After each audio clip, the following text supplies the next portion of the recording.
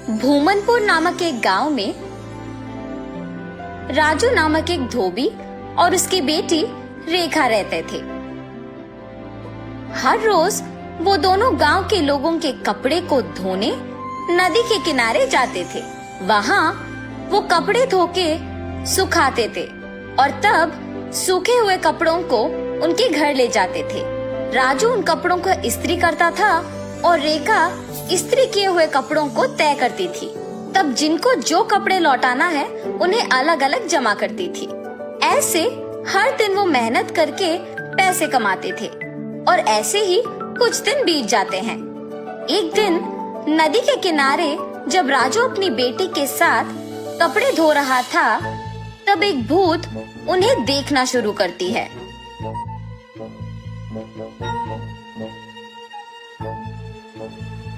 न जाने मैं कब ऐसे कपड़े पहनूंगी।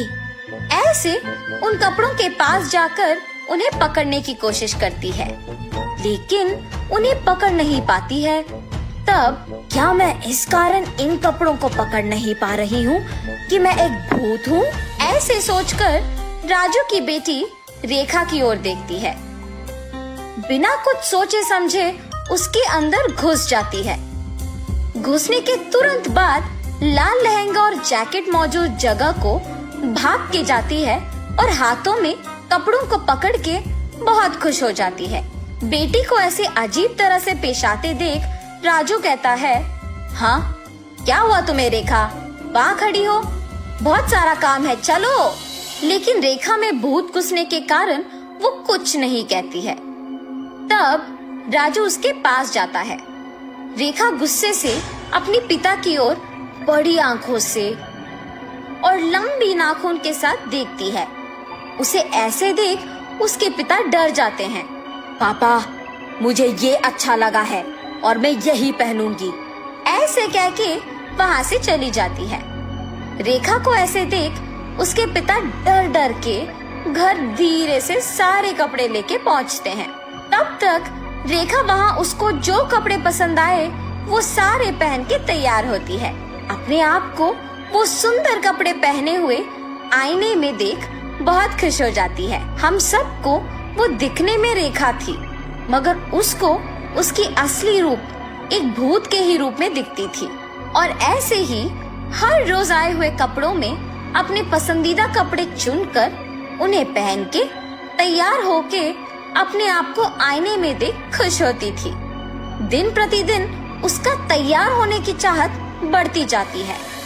राक्षस की तरह अपनी बेटी का व्यवहार देख राजू परेशान होता था, मगर अपनी बेटी की सच्चाई को किसी से कह भी नहीं पाता था, और अगर कहा भी तो वो ये सोच के डर जाता था कि उसका नतीजा क्या होगा।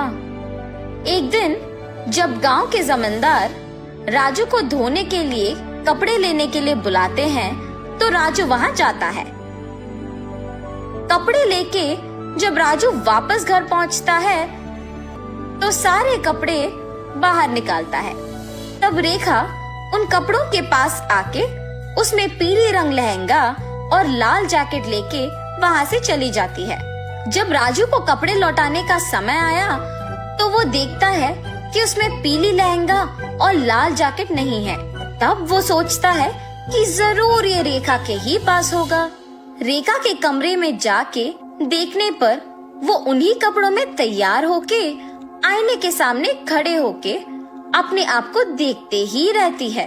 आईने में भूत का डरावना चेहरा देख राजू डर के मारे चिल्लाता है, हाँ?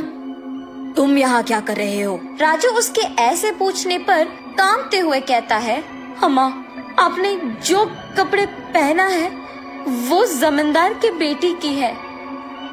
इनको आज उन्हें लौटा देना है, कृपया उन कपड़ों को दे दो। हाँ? क्या? कपड़े? बिल्कुल नहीं दूंगी, जाओ यहाँ से। ऐसे कपड़े उनके पास बहुत होंगी, अगर आप अभी इन कपड़ों को वापस कर देंगे तो और भी कपड़े लेके आऊंगा। अब अगर मैं इन कपड़ों को नहीं लौटाऊंगा तो मेरा व्यापार नहीं चलेगा। मैं हाथ जोड़ के विनती करता हूँ, वापस कर दो, तुम मेरी बेटी नहीं हो। हा हा हा, सही पहचाना। हाँ, मैं तुम्हारी बेटी नहीं हूँ। ऐसी और कपड़े हैं? हाँ, बहुत सारे। तो फिर इन कपड़ों की मुझे क्या जरूरत? ऐसे कहकर उन कपड़ों को वहां छोड़ के हवा में उड़ के गायब हो जाती है। ये जान के जमींदार की बेटी के पास बहुत सारे कपड़े हैं, वो सीधा उनके ही घर पहुंच जाती है। अच्छे कपड़ों के लिए सारे कमरे छान मारती है। उस घर में मौजूद जमींदार के परिवार वासियों को राजू की बेटी का व्यवहार कुछ समझ में नहीं आता है। जमींदार की बेटी अपने पिता को बुला के कहती है, पापा पापा, राजू की बेटी रेखा बहुत अजीब तरह से पेश आ रही है। ऐसे कहते ही वो वहाँ जाकर कहता है, ए लड़की, क्या कर रही हो? पागल हो गई हो क्या? जमींदार के ऐसे कहने पर क्रोधित होके रेखा जोर से चिल्लाते हुए अलमारी को उठा के उन पर फेंक देती है। सभी डर जाते हैं और जो कुछ भी वो मांगती है उसके सामने रख देते हैं। रंग बिरंगी कपड़े, जेवर, चूड़ियाँ, सब। हाँ, आओ आओ, मुझे तैयार करते हुए मेरी सेवा करो, आओ। सभी डर के मारे उसके आदेश का पालन करते हैं। उसे तैयार करके उसके सामने ही एक बड़ा आईना भी रखते हैं और सभी उसके पास नीचे बैठ जाते हैं। तभी उसके पिता राजू कपड़ों के साथ जमींदार के घर पहुंचता है। राजू को देख जमींदार गुस्सा होके उस पे चिल्लाने लगता है।